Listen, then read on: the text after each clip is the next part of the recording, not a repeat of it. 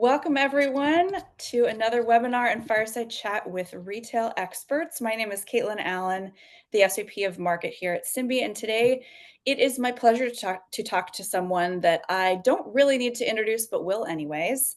Chris Walton is joining me, a top expert and influencer in omnichannel retailing, and he has experience in many executive roles across every discipline, nearly in retail.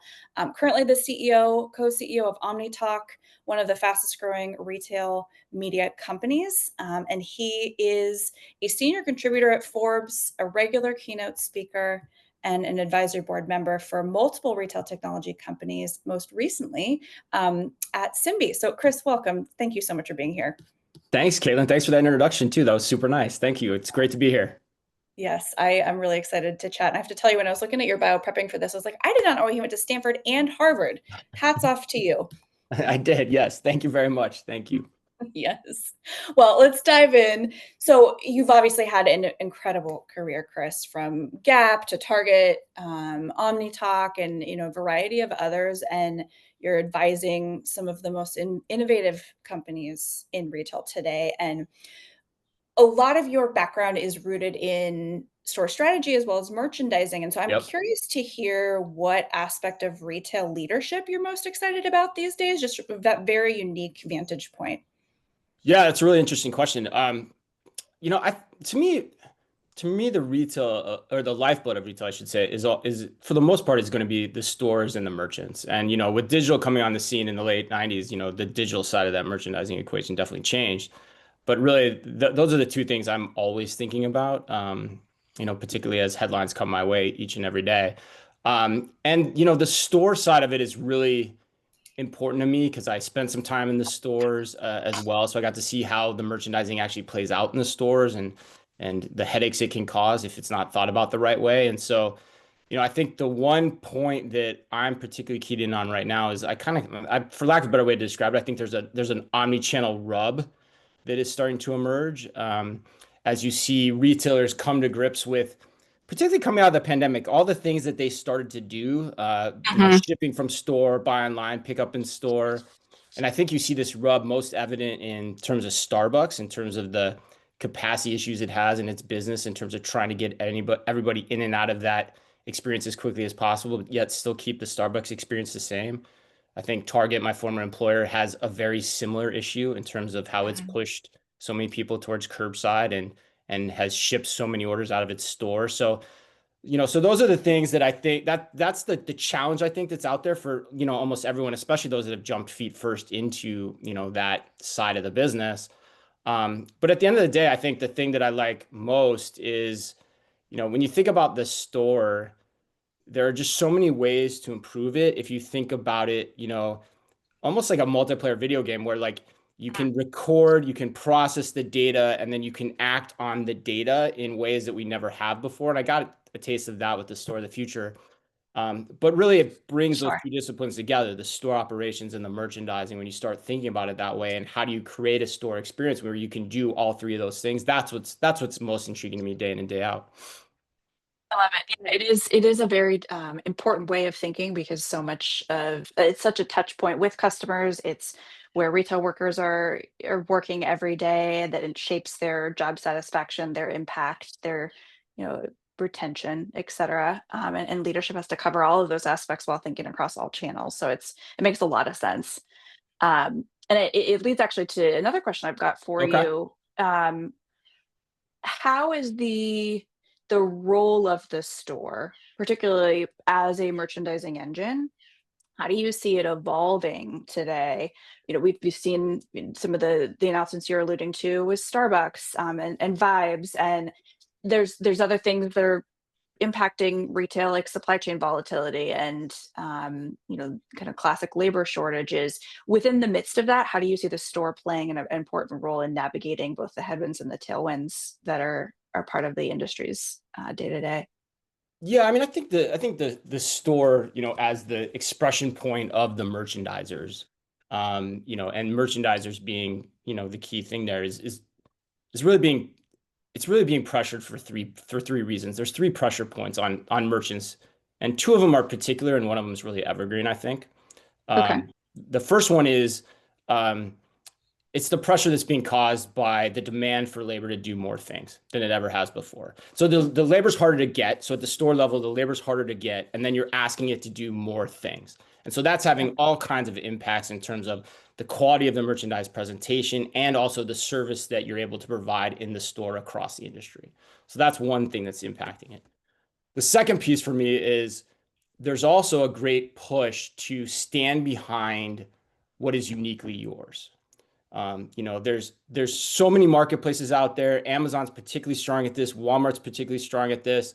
That for the most part, and over time, economics show this, people will go to the place where the service level just meets their expectations and they can get it for the lowest price, which means if your customer's coming into the store, you're going to want to stand behind the things that are uniquely yours. And so that's particularly intriguing in grocery where, retailers are having to think about their space designs and what are you really going to stand behind that is your products, or also the proliferation of own brands is also, an Mm-hmm. outgrowth of that. But the third thing, I think the third factor, the third forcing mechanism really, which is more evergreen, is just, at the end of the day, you're always going to have to move with the trends too.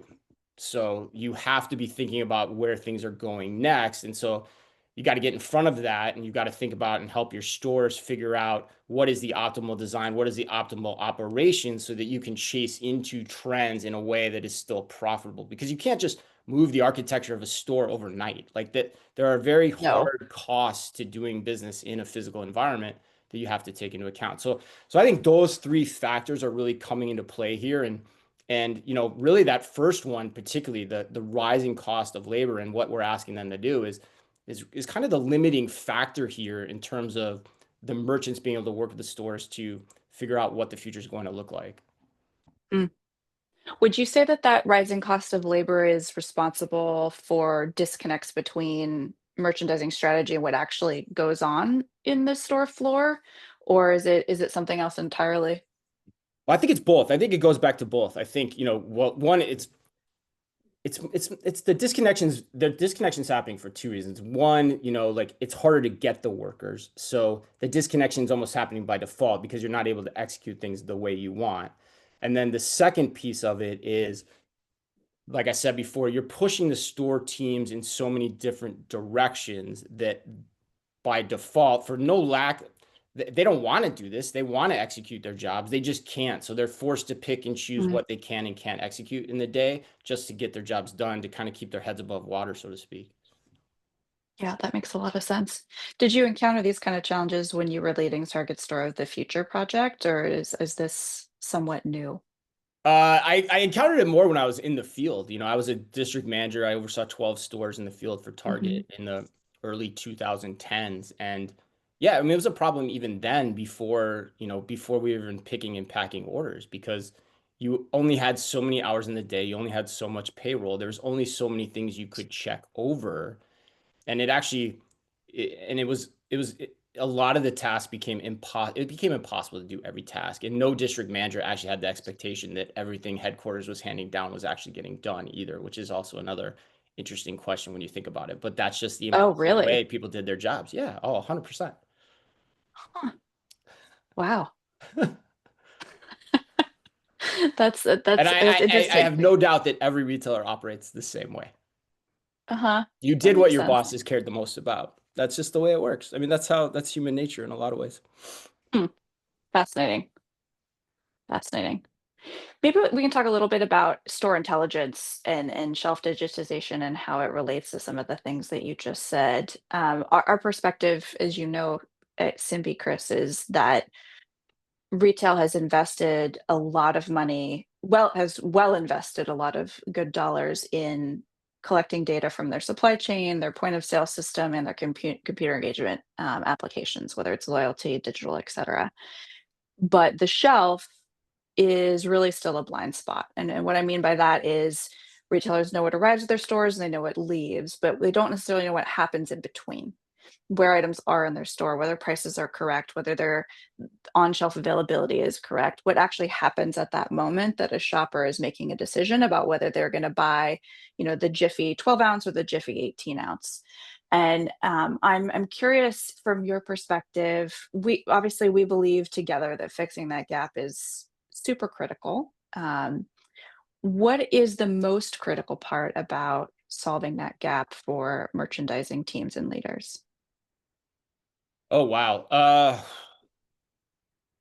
I think the most critical end result of fixing the gap. So Mhm, the data point that I'm driving to, if I'm thinking about this from an executive perspective, is I need to get a higher return on my labor. I need to make them more productive at the end of the day. That's what's driving, the decision to look at things or improve things at the shelf level, in my opinion. That's the immediate term. I think the longer term, the executives that really get this, um, it goes back to the analogy I made before of, of the multiplayer video game, right? And this is what I was spending a lot of time on at Store of the Future. So going back to your last question a little bit too, but mhm, at Store of the Future, my work was predicated on trying to put in place a system where we could understand everything that was happening in space. I made the analogy to the video game before, but like, in a video game, a player moves and everything moves. In a multiplayer game, a player moves and everybody moves around him, and all that data is captured. Um, and that's ultimately, those that get that understand that there's far more value at play here than just simply, labor productivity at the end of the day. Um, and the best example I can give of when I know we're going to be there, I think this is kind of a fun one to think about, is, and this is how I was trying to design the store, which was, if I could understand everything that's happening in the store, all things being equal, I could understand what activities my customer was taking in the store that made them a more valuable customer to me. And mhm. as a store manager, one of the things that always used to drive me crazy was like, you know, my bathrooms. How clean were my bathrooms? Like, I thought the cleanliness of bathrooms were a big reason people came to Target, because you had a lot of, families that would come in with kids. And so, the question I always wanted to ask myself was, how valuable is a clean bathroom? And understanding what is the value of a guest that uses my bathroom versus one that doesn't. And I just don't know that type of data today. But, if you take this kind of inherent concept of understanding everything at the shelf and then expanding that out to the data capture throughout the store, you get to that place really quickly. Interesting. So it's having almost an orchestrated brain throughout the store where if you have eyes in the store, then you can develop a brain that's integrated and orchestrated across it. Yeah, I kind of look at it as like the China syndrome. You ever seen the China syndrome movie? I'm probably like dating myself very, very, very poorly right now. But like, it's almost like a like the store manager's job actually becomes watching and monitoring the exceptions that are happening through the store, because the data is all processing right there in front of them, and then they're out either spending time, on the sales floor talking to customers, or making sure their team has what they need, or looking at what the exceptions are and using the analytics and the reporting to say, okay, here's where you should be taking actions. That's kind of how I envision the future. And I think the cool thing is, between what you guys are doing and others are doing, like, it's starting to come together. Mhm. What would it have been like when you were leading merchandising for Target's home business? What would it have been like if you had those kind of capabilities back then? Like, would your priorities have shifted? Would you have made Mm. different decisions? Like, what would that have looked like? Yeah, it's interesting. Yeah, I mean, it's a really good question. Like, it depends. Like, the one of the issues with retail is it's run very categorically, and so you get a little trapped in your categories as merchant leadership. Unless you're at the Mm, these are very executive level questions, like the types of things we're talking about. Like, these are the things the CEO and the head of merchandising all together need to be talking about.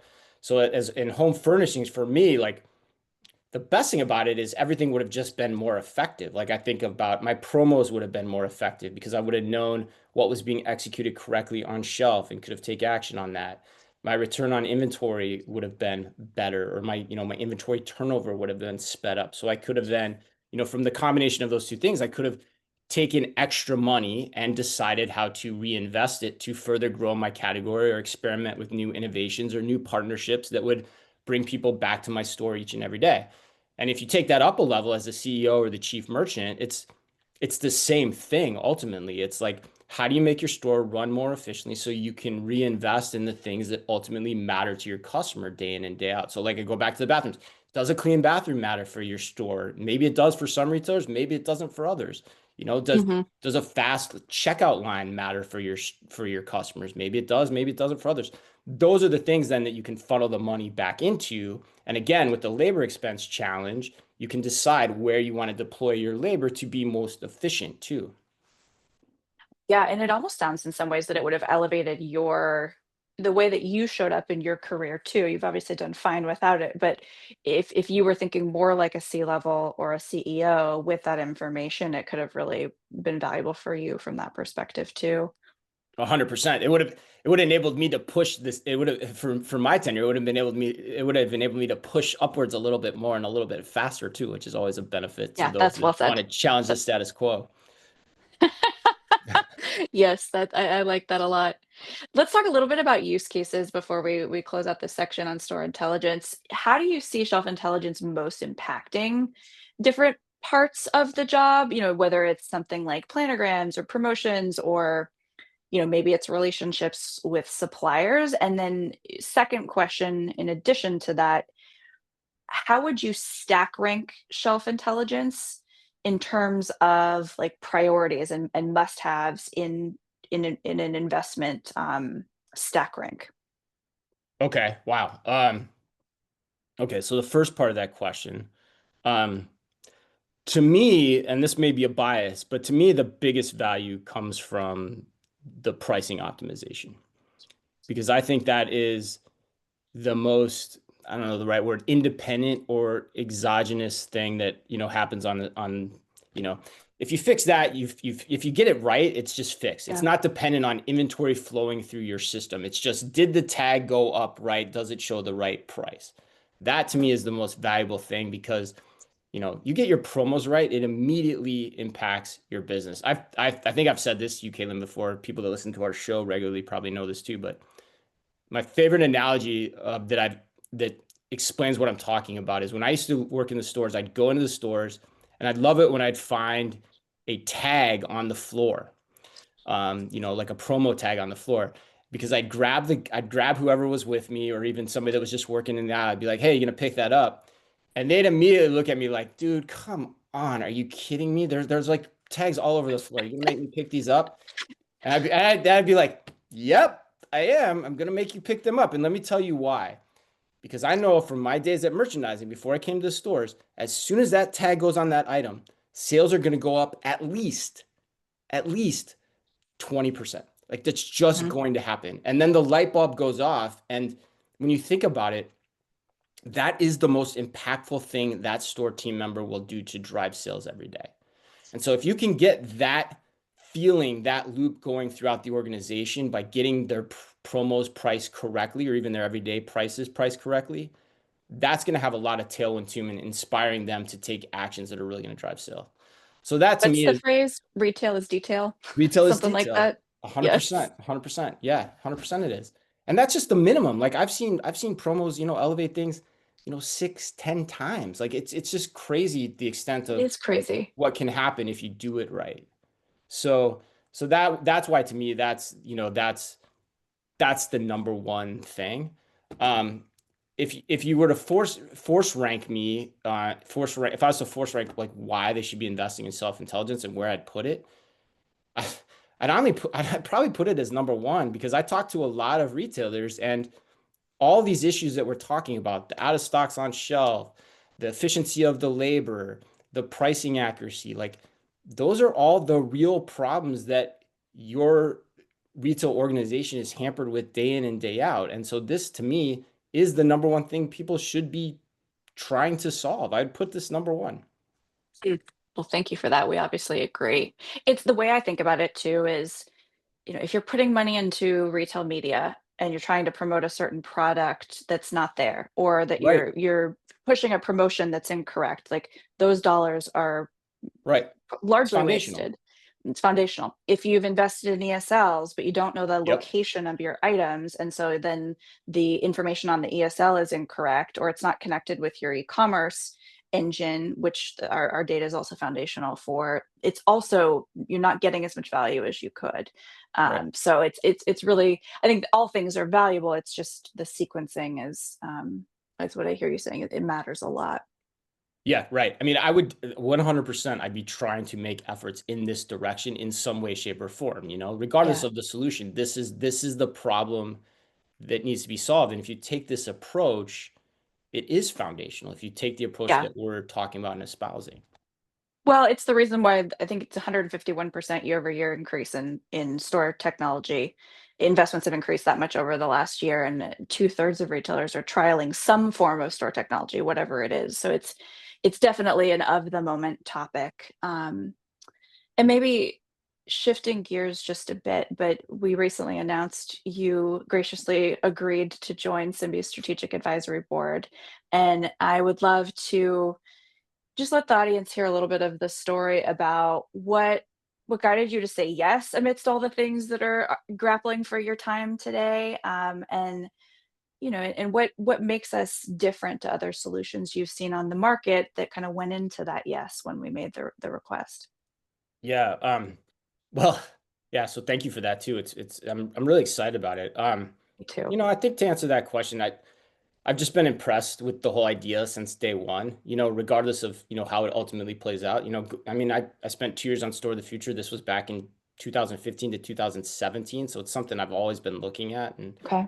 started Omni Talk in 2017 too. So it's been doing that for 8 years and been talking about the eventuality of running a store this way. So it's something that's always been impressive to me. I think the other thing too is like, talking with Brad, I love the blood, sweat, and tears he put into this to make this thing work. Like there's a lot of hard work that goes into this. And I think true entrepreneurship always has that story. And so I think that's really cool. And Mm. I don't know. The other reasons I'd say too is I think, you know, you all at Simbi have the respect of a lot of people I respect. And so I think of people like Dave Steck and Bob Hardister, who's also on the board. Those guys know their stuff. And so when they tell me and set the record straight, like, Chris, this concept works, it's there, like that plays really, really strong with me. So that's why I'm interested in working with you all. As far as what I think is different about it, I think that track record is what stands out to me. The fact that you've got people like Dave and Bob talking about it, and then the number of clients that you're taking on in across many different verticals, and keeping those clients year over year and improving the solution and adding to the solution as well. I think that's also a testament to what you do. And the other thing too, because I talk to these solutions all the time, I think the consultative approach that you all take Hmm. with the So clients important. to engage, because remember that third leg, you got to capture the data, you got to process the data, but you actually have to take action and understand the data. And that actually, to me, is the most important part to successfully implement any solution at a retailer. Like any solution where you're trying to do this, is how do you get everyone running in the same direction to talk about what the solution is actually doing for the good of your business? And that's where I think you guys stand out. Well, thank you for that. It's very generous, and it's really well said because I mean we're all doing this. Most people are still doing this for the first time. Most retailers are just starting to use store technology or have been just for the first couple of years, and so um, having the support of experts like yourself, like Bob Hardister, like Dave Steck, from Schnucks, they're people that have been there, done that, and to your point too, we're privileged to have worked with more retail banners in the world than any other vendor in our space. I think it's 9 countries, six sectors that have been announced so far, and there's a lot of good learnings that happen in those moments, and they're each kind of specific to the store format, the store location type, the team, and the priorities. But there are commonalities, and so it's a privilege to get to share that with some of the most innovative and forward thinkers in our space today. And I personally, Chris, we've worked very closely with store operations teams, with supply chain teams, with IT and innovation teams, and the finance leaders as well. But recently, we've heard a lot of interest, inbound interest from merchandisers around how they can um, use the information and the insights that our system and our platform produces to inform a more data-driven approach to their day-to-day work. And that's one of the things I'm really excited about, to have you on the advisory board alongside others like Mary Beth Hayes and Bennett Morgan, who both have some Yep. merchandising expertise as well. Is there anything along those lines within the realm of merchandising that you're most excited about in helping bring to life and to give this gift to some of your former peers? Yeah, that one's super easy. That's a super easy answer for me, Caitlin. Like as a merchant, the number one thing for me was, I spent a lot of time making sure that the planogram was designed or my displays were designed a certain way. And not, a larger percentage of the time, it never ended up getting action that way. And I go back to like when I talk, and then when I go back to my time in the stores, like it was just something that, we just got done and you got to get it done and you got to check the list, but doing it to the degree of accuracy that the merchants are expecting is really, really hard to do. And so that to me is the biggest thing, is like, I think the merchants want the confidence that the things that they're spending their time on are actually getting done. And because like the Yeah, merchants are the lifeblood of the organization. Like they're putting those things together for a reason. They're the heart of the differentiation. And so that to me is why the merchants are so potentially excited and interested now that you guys are all gaining steam. 100%. And there's always a gap between the planogram and the realogram. And so knowing how to converge or minimize that gap it's everything. It's that's the lifeblood to your point. Mhm. Well, let's close by talking a little bit about the future, Okay. which you get to live in every day with the people that you talk to and some of the companies that you advise. And whatever timeline feels comfortable, Chris, whether it's 1 or 2 or 3 years or more like 5, but if we were sitting together 5 years from now, looking back on all of the ways that shelf intelligence or shelf digitization has reshaped the retail operating model, what do you think we'll see? 5 years from now. Yeah, let's go with that. Okay. I think my sincere hope is that 5 years from now, which maybe a little bit on the early side, I don't know, but I'm actually kind of optimistic that by year 5, so we're talking 2030, Oh that my. what's that? I just said, oh my. I know, right? Yeah, I know. I I just did that too hadn't in my added head that subtly. to Yeah. this year. Um, yeah, I'm hoping by 2030 that this is taken, that what we've just been talking about, what I've been espousing, is taking root as standard operating procedure for most retailers. Hmm. That is my hope. Now, whether it will it be, operating to the fullest extent possible, like my ultimate vision that I described, probably not by 2030, but I think, the best of the best retailers will definitely have it operating in that way. It makes sense. And I definitely agree. Where do you see that applying? Is it dynamic pricing? Is it is it automated reordering? Like what are some of the use cases that are you hope are standard operating procedure that are related to the implementation of the technology? That's a good question too. I think I mean, so to me, like the way I think of standard operating procedure is like knowing what inventory is on your shelf, knowing where it Yep. is, and then making sure that you can, fix or correct anything that you need to fix and correct. Same with pricing. Like that to me is like the standard operating procedure. If you can do that well, you're winning relative to where you were before. The now we're all cooking with gas idea, is to me, I think there's and you said dynamic pricing. I don't think it's dynamic pricing. I don't actually love dynamic pricing. I think dynamic pricing is very scary and is a word that we probably need to, think about how we're using it. But I think there is, and I don't know the best way to describe it. I actually need to think about this. This is a good challenge. Like, how do you describe what I'm talking about? But I think it's like, Hmm. almost customer centric pricing, or more promotional prices more often. Interesting. So the way I think about it, and I've wrote a lot of articles about this 3 or 4 years ago, like particularly as Amazon was going into grocery, like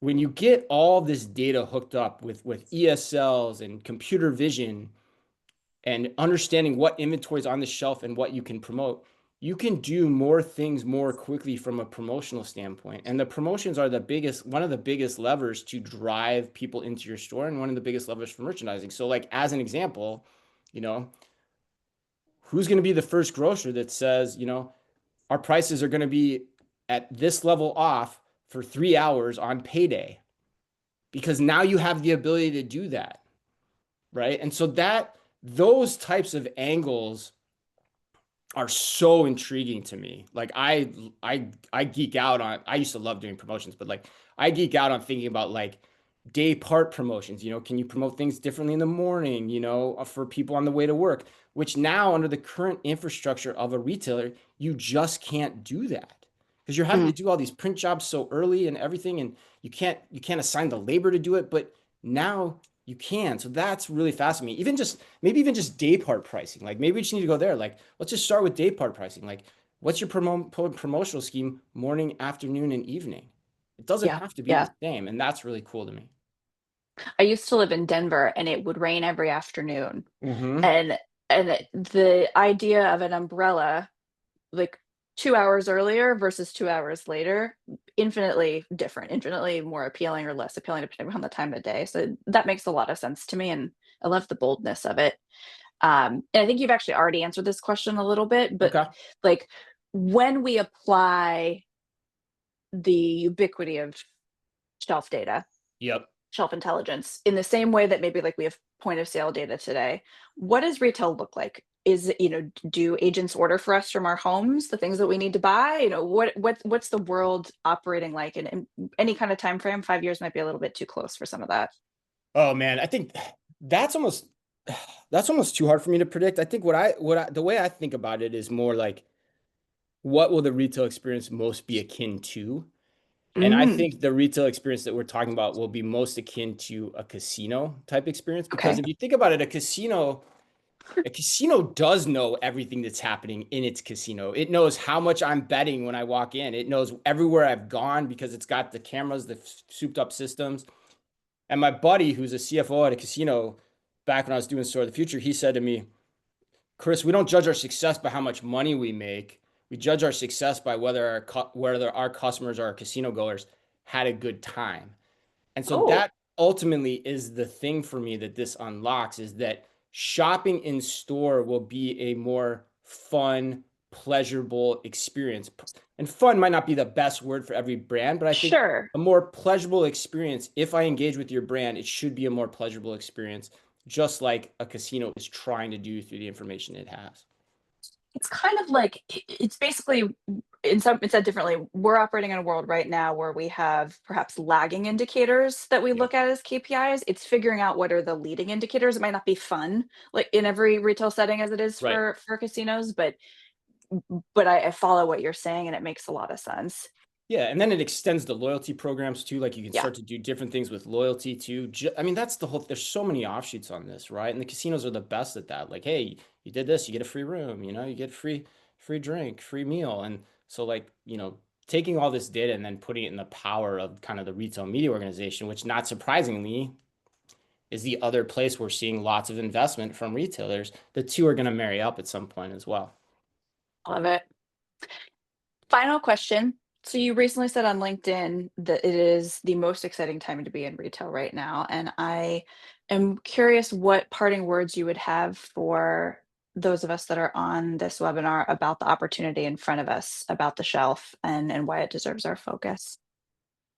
Oh man, I think we touched on it. I think well, one for the team that's on the call, I think go for it. I think you guys are at the intersection of like exactly where things need to happen in terms of retail transformation. Because last I checked, all the things we've talked about disappoint customers at the end of the day, and they have for years, and no one's ever fixed them. And now the technology exists to actually fix them, and you all are one of the people that has the technology that can solve a lot of these issues. And so the retailer's job is to make their customers happy, like I just talked about. It's not to disappoint them. So the retailers aren't doing their job if they're not looking at these types of solutions, and that's a cool place to be, I think, for all of you all. And it's great to watch and see how it goes. It is a cool place to be, and it has been cool talking to you as well. Thank you for making the time and for sharing just some of your background and your insights with us. And looking forward to sharing this with the world too. Awesome. Well, yeah, thanks for inviting me, and it was a pleasure. Sounds good. Have a great day, everyone. Thanks for calling in. Bye.